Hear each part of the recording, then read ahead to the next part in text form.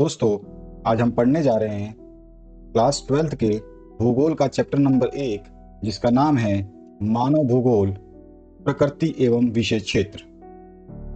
इस चैप्टर में हम समझेंगे कि मानव और प्रकृति का क्या संबंध है, मानव भूगोल की कौन कौन सी परिभाषाएं हैं, मानव भूगोल की प्रकृति कैसी है, मानव का प्राकृतिकरण और प्रकृति का मानवीकरण क्या होता है, पर्यावरणीय निश्चयवाद, संभववाद और नव निश्चयवाद यानी कि रुको और जाओ निश्चयवाद क्या होता है, मानव भूगोल की प्रमुख विचारधाराएं कौन कौन सी हैं और मानव भूगोल के क्षेत्र और उपक्षेत्र कौन कौन से हैं। इस वीडियो को बहुत ही बेहतरीन तरीके से हम एनिमेशन के माध्यम से समझने वाले हैं। सबसे पहले हम जानते हैं कि मानव भूगोल का अर्थ क्या है। तो मानव भूगोल मानव और प्रकृति के पारस्परिक संबंधों तथा मानव की विभिन्न गतिविधियों के अध्ययन से संबंधित है। अर्थात मानव भूगोल में हम मानव और प्रकृति के बीच के संबंधों का और मानव के द्वारा विभिन्न गतिविधियों का अध्ययन करते हैं। मानव भूगोल हमें ये समझने में सहायता करता है कि मानव किस प्रकार अपने पर्यावरण से प्रभावित होता है और उसे प्रभावित भी करता है।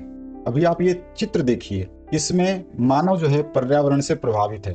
उसे किस प्रकार के वस्त्र पहनने हैं या फिर किस तरह की फसलें उगानी है, ये पर्यावरण ही तय करता है।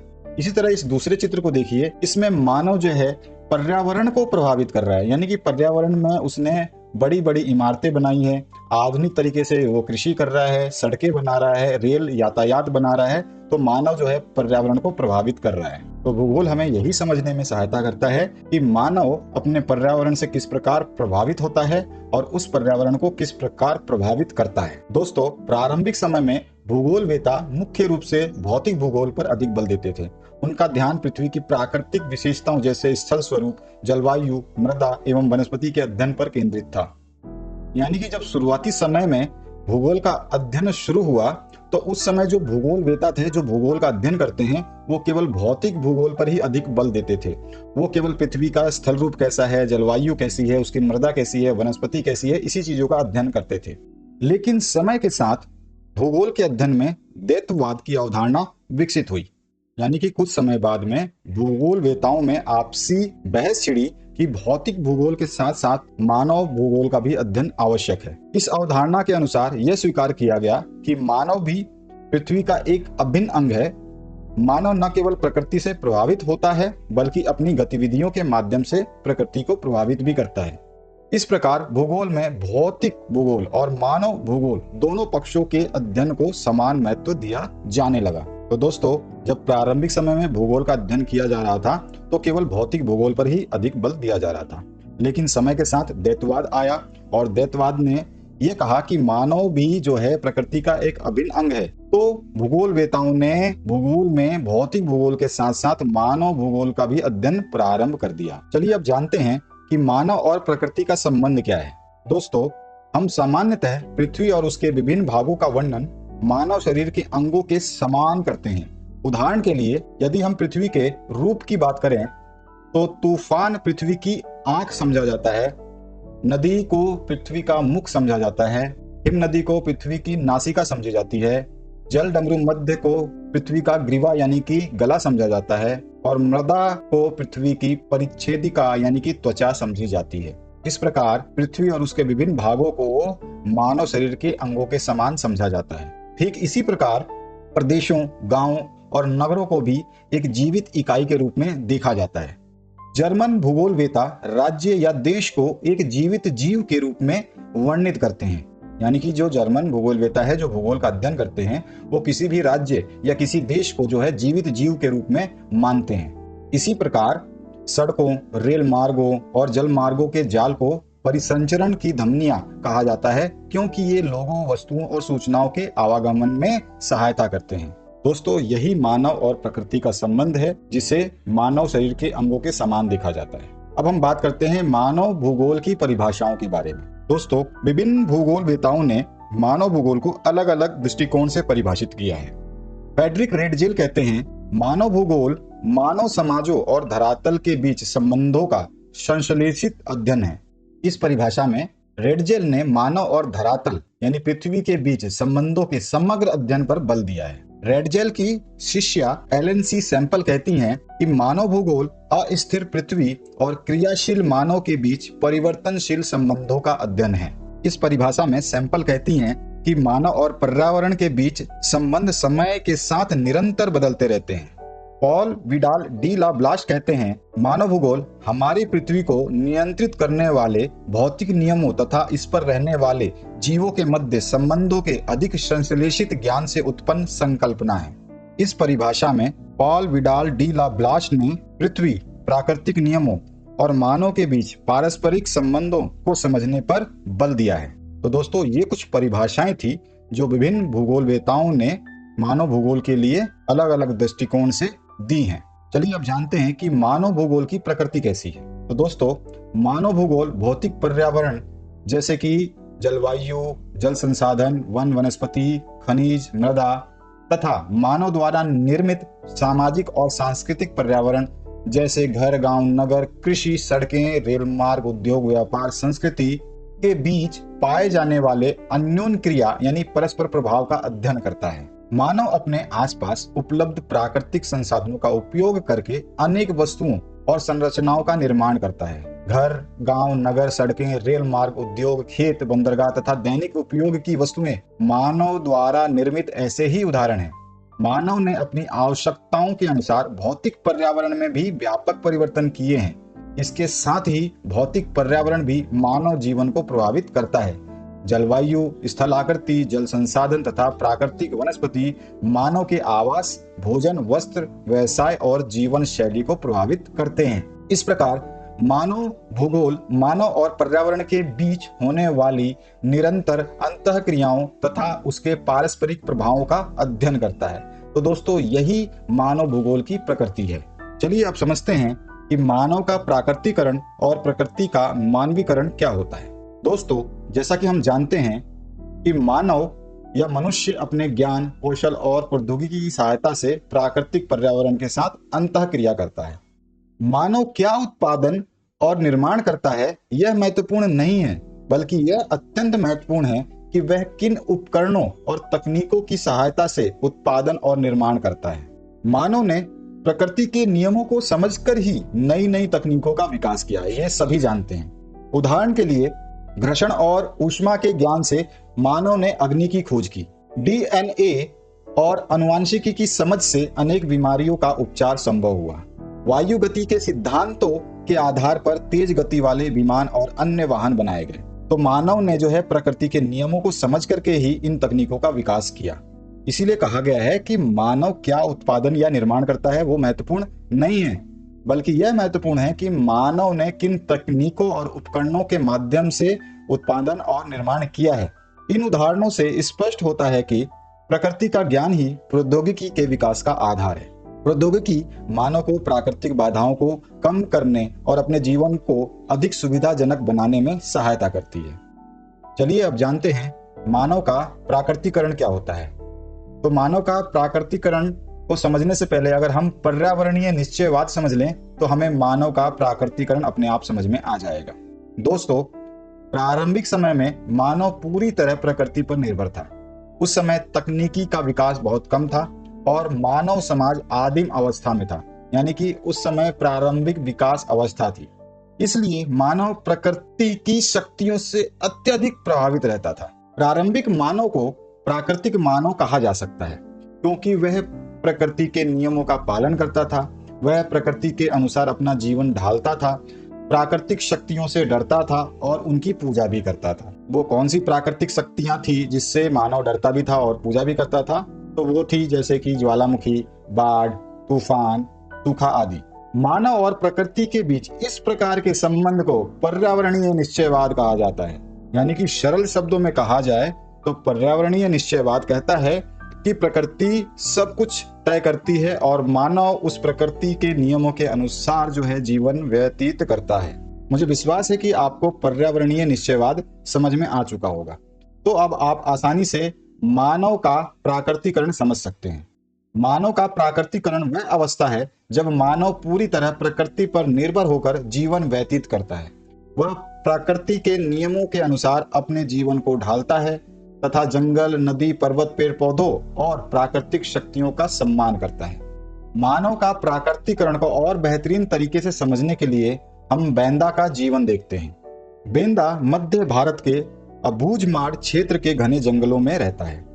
उसके छोटे से गांव में केवल 3 झोपड़ियां हैं, चारों ओर घना जंगल है और वहां सामान्य गांवों की तरह पक्षी तथा आवारा कुत्ते भी बहुत कम दिखाई देते हैं। बेंदा केवल लंगोटी पहनकर और हाथ में कुल्हाड़ी लेकर जंगल में जाता है। उसका कबीला स्थानांतरी यानी कि झूम कृषि करता है। इसके लिए वे जंगल के एक छोटे भाग को काटकर और जलाकर खेती योग्य बनाते हैं। जले हुए पेड़ों की राख मिट्टी की उर्वरकता बढ़ाने का काम करती है। बेंदा महुआ, पलाश और साल के पेड़ों को देखकर प्रसन्न होता है, क्योंकि बचपन से यही पेड़ उसे भोजन, आश्रय और जीवन प्रदान करते आए हैं। वह स्वयं को प्रकृति का अभिन्न अंग मानता है। जब वह नदी से पानी पीने जाता है तो पहले वन की आत्मा यानी लोई लूगी का धन्यवाद करता है। इससे पता चलता है कि वह प्रकृति को पूजनीय मानता है। बेंदा और उसके साथी जंगल से कंद मूल, फल तथा औषधीय जड़ी बूटियां इकट्ठा करते हैं। इन जड़ी बूटियों का उपयोग वे स्वयं भी करते हैं और जनजातीय मेले यानी मढ़ई में अन्य वस्तुओं के बदले उनका वस्तु विनिमय भी करते हैं। यानी कि जो जड़ी बूटियां ये इकट्ठा करते हैं जंगलों से, वो खुद भी उपयोग करते हैं और जो जनजातीय मेला है जिसे मढ़ई कहा जाता है, उसमें जाकर के उन जड़ी बूटियों, फलों के बदले जो है दूसरी वस्तुओं को लेते हैं, क्योंकि उस समय पैसे नहीं होते थे, मुद्रा नहीं होती थी, तो वस्तुओं के बदले वस्तुओं को ही लिया जाता था। जड़ी बूटियों की पहचान और उनके उपयोग का ज्ञान उन्हें अपने बुजुर्गों से प्राप्त होता है। यह ज्ञान पीढ़ी दर पीढ़ी आगे बढ़ता रहता है। जब बेंदा को जंगल में बाहरी लोगों के आने की आहट सुनाई देती है तो वह और उसके साथी तुरंत घने जंगल में छिप जाते हैं। वे जंगल को अपना घर और स्वयं को प्रकृति का हिस्सा मानते हैं। इस उदाहरण से स्पष्ट होता है कि प्रारंभिक समय में मानव प्रकृति पर पूर्णतः निर्भर था। वह प्रकृति के नियमों के अनुसार जीवन जीता था, प्राकृतिक संसाधनों का उपयोग करता था और प्रकृति को देवतुल्य मान करके उसका सम्मान भी करता था।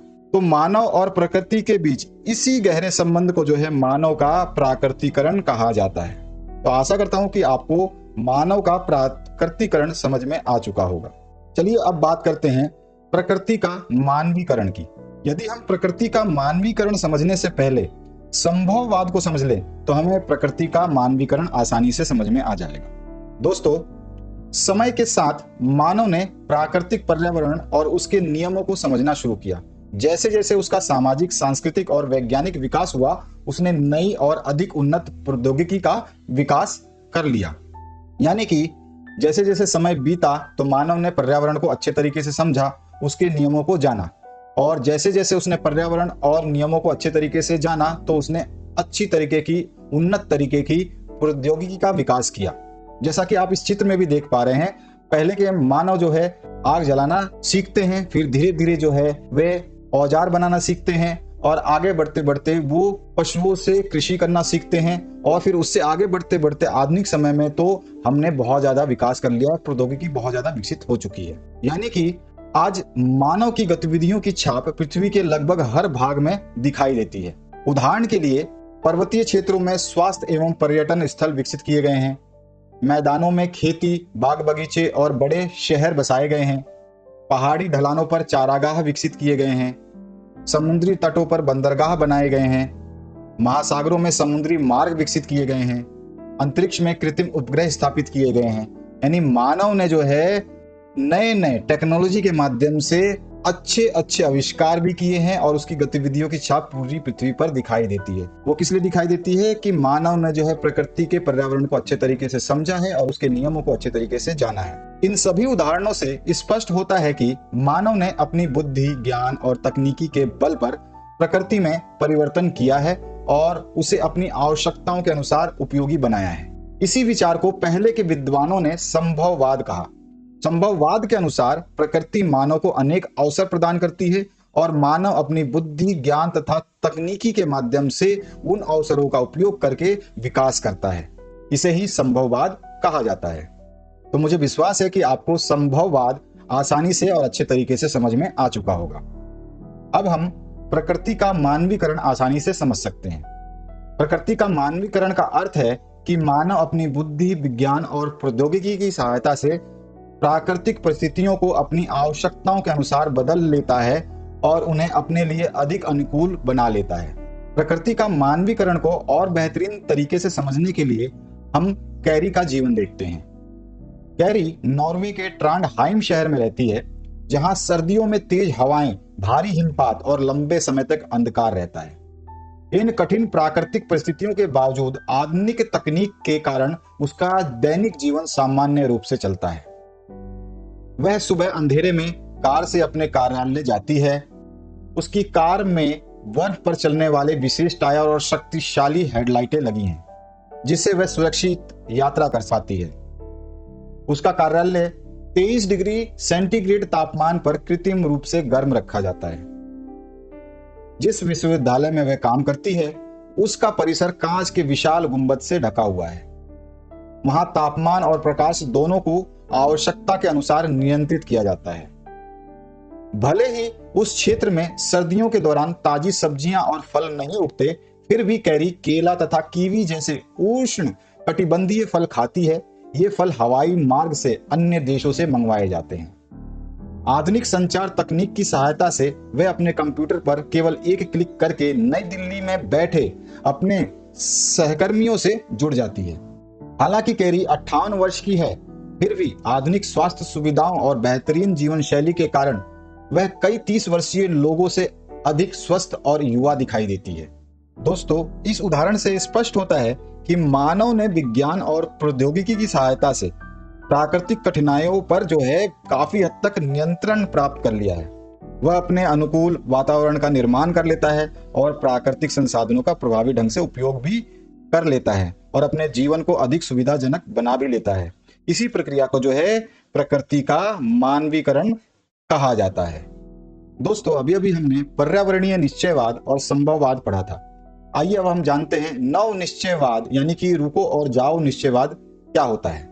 भूगोलवेता ग्रिफिथ टेलर ने पर्यावरणीय निश्चयवाद और संभववाद के बीच एक मध्य मार्ग प्रस्तुत किया।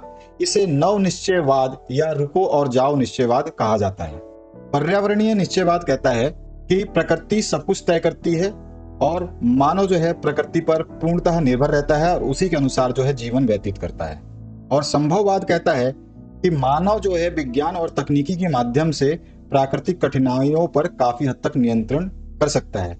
इन्हीं दोनों के बीच के एक मार्ग को ग्रिफिथ टेलर ने प्रस्तुत किया, जिसे नव निश्चयवाद या रुको और जाओ निश्चयवाद कहा जाता है। ग्रिफिथ टेलर ने नव निश्चयवाद या रुको और जाओ निश्चयवाद को यातायात संकेत के उदाहरण से समझाया। जैसे कि लाल बत्ती का अर्थ होता है कि रुको। इसके लिए ग्रिफिथ टेलर कहते हैं कि जब प्रकृति अनुमति नहीं देती, तब मानव को उसकी सीमाओं का सम्मान करना चाहिए।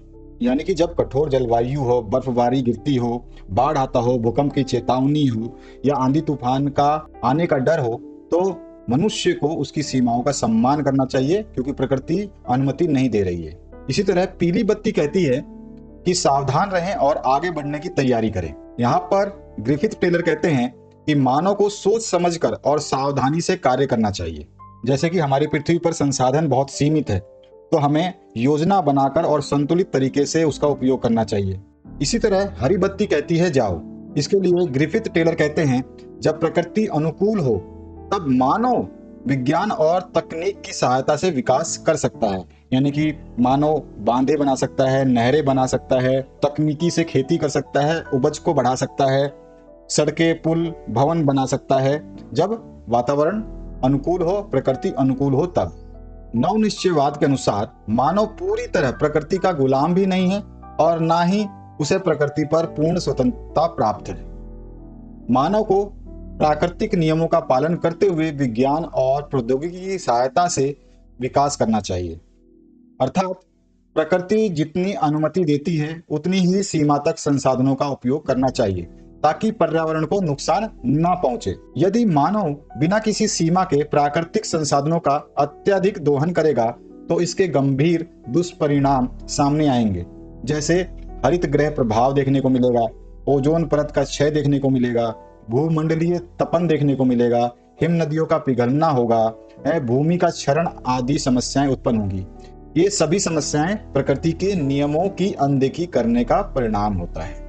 तो दोस्तों, नव निश्चयवाद के अनुसार मानव को प्रकृति के साथ संघर्ष नहीं बल्कि संतुलन बना करके चलना चाहिए।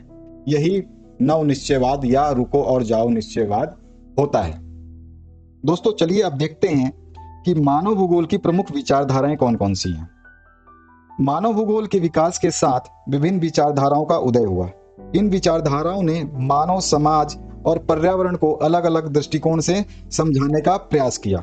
यानी कि जैसे जैसे समय बीता, मानव भूगोल का भी विकास हुआ और उसको समझाने के अलग अलग दृष्टिकोण भी देखने को मिले। उन्हीं दृष्टिकोण को मानव भूगोल की प्रमुख विचारधाराएं भी कहते हैं। पहली विचारधारा जो है वह है कल्याणपरक या मानवतावादी विचारधारा। इस विचारधारा का मुख्य उद्देश्य मानव के सामाजिक कल्याण और जीवन स्तर में सुधार करना है। जैसा कि आपको नाम से ही पता चल रहा है कि ये कल्याणपरक यानी कि मानवतावादी विचारधारा है। इसमें मानव के सामाजिक कल्याण को देखा जाता है और उसके जीवन स्तर में सुधार को देखा जाता है। इसमें लोगों की मूलभूत आवश्यकताओं और सुविधाओं पर विशेष ध्यान दिया जाता है, जैसे कि आवास, स्वास्थ्य, शिक्षा, रोजगार, जीवन की गुणवत्ता आदि। इसी कारण अनेक विश्वविद्यालय में सामाजिक कल्याण के रूप में भूगोल का अध्ययन भी कराया जाता है। दूसरा है अमूलवादी यानी कि रेडिकल विचारधारा। इस विचारधारा पर कार्ल मार्क्स के सिद्धांतों का प्रभाव है। यह विचारधारा निर्धनता, सामाजिक असमानता, शोषण और आर्थिक विषमता के कारणों का अध्ययन करती है। कार्ल मार्क्स के अनुसार इस विचारधारा में निर्धनता, सामाजिक असमानता, शोषण, आर्थिक विषमताओं के कारणों का अध्ययन किया जाता है। कार्ल मार्क्स कहते हैं कि इस विचारधारा के अनुसार समाज की अधिकांश समस्याएं पूंजीवाद के विकास और संसाधनों के असमान वितरण के कारण उत्पन्न होती है। यानी कि जो पैसे वाले हैं उनको अधिक से अधिक पैसे ही मिलते जा रहे हैं, वो अमीर से और अधिक अमीर होते जा रहे हैं, जबकि गरीब और भी गरीब होते जा रहे हैं।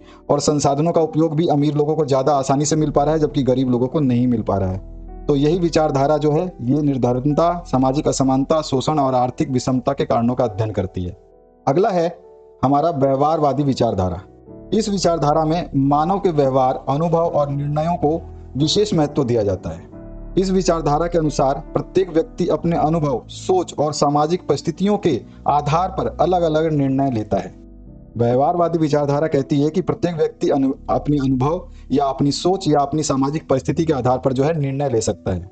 इस विचारधारा में यह भी अध्ययन किया जाता है कि जाति, धर्म, भाषा, संस्कृति, प्रजाति तथा सामाजिक समूह किसी व्यक्ति की सोच, व्यवहार और निर्णय को किस प्रकार प्रभावित करते हैं।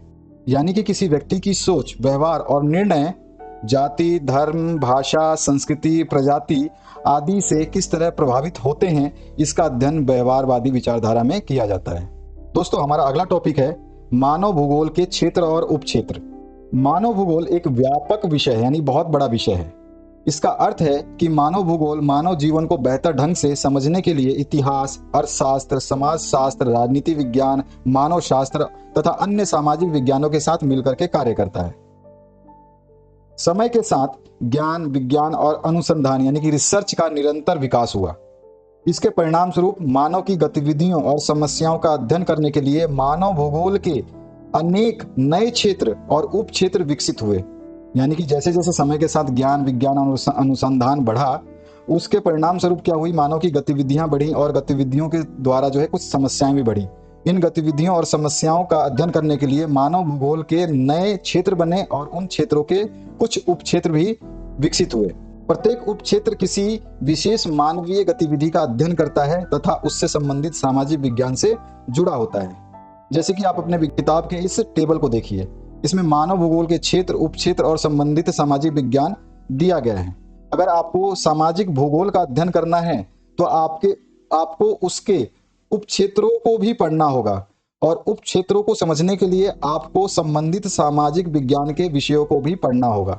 इसी तरह से अगर आपको नगरीय भूगोल के बारे में पढ़ना है तो उससे संबंधित सामाजिक विज्ञान के विषय को भी पढ़ना होगा। इसी तरह अगर आपको राजनीतिक भूगोल की जानकारी लेनी है तो आपको उसके उपक्षेत्रों को पढ़ना होगा, साथ ही साथ संबंधित सामाजिक विज्ञान को भी पढ़ना होगा। अगर आपको जनसंख्या भूगोल के बारे में जानकारी लेनी है तो आपको जननांकिकी पढ़ना होगा, जो कि संबंधित सामाजिक विज्ञान है। अगर आपको आवास भूगोल के बारे में जानकारी लेनी है तो उससे संबंधित सामाजिक विज्ञान के बारे में भी पढ़ना होगा, जो कि नगर एवं ग्रामीण नियोजन है। इस तरह से अगर आपको आर्थिक भूगोल के क्षेत्र को पढ़ना है तो आपको उसके उपक्षेत्रों को पढ़ना होगा, और उन उपक्षेत्रों को समझने के लिए उससे संबंधित सामाजिक विज्ञान की विभिन्न शाखाओं को भी पढ़ना होगा। तो इस तरह से जो है मानव भूगोल के क्षेत्र हैं और उनके उपक्षेत्र हैं, और साथ ही साथ उससे संबंधित सामाजिक विज्ञान के कुछ क्षेत्र हैं जिनका अध्ययन समय के साथ मानव की समस्याओं को सुलझाने के लिए विकसित किया गया। तो आशा करता हूं कि ये वीडियो जो है आपको पूरी तरह से समझ में आ चुका होगा। आप अपने दोस्तों के साथ इस वीडियो को शेयर कर सकते हैं और बने रह सकते हैं हमारे साथ अगली वीडियोस के लिए। तब तक के लिए अपना ध्यान रखिए, पढ़ते रहिए। मिलेंगे नेक्स्ट वीडियो में। Thank you very much for watching this video.